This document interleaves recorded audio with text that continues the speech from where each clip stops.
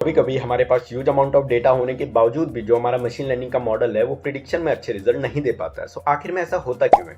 चलो इसे समझने के लिए एक एग्जांपल लेते हैं। मान लो एक स्टूडेंट है जो एग्जाम की तैयारी कर रहा है। अब उस स्टूडेंट ने सिर्फ सिलेबस में से कुछ स्पेसिफिक क्वेश्चंस को याद किया जिनकी एग्जाम में आने की पॉसिबिलिटीज ज़्यादा हैं। सो इस कंडीशन में अगर पेपर में वही क्वेश्चन आ जाते हैं तो मे बी वो स्टूडेंट उन्हें ईजिली सॉल्व कर ले।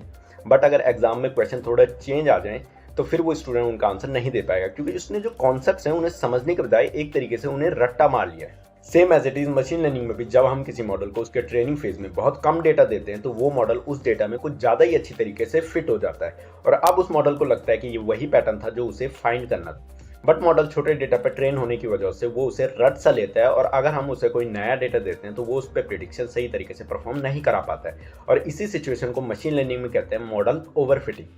अब ये वाला डेटा देखो, आपको क्या लगता है एक स्ट्रेट लाइन इस डेटा को सेटिस्फाइड कर पाएगी या नहीं?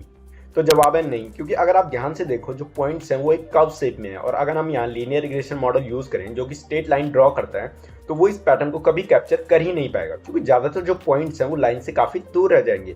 सो इस कंडीशन में मॉडल जो है वो एक्चुअल रिलेशनशिप कभी समझ ही नहीं पाएगा और इसी को मशीन लर्निंग में कहते हैं मॉडल अंडर फिटिंग।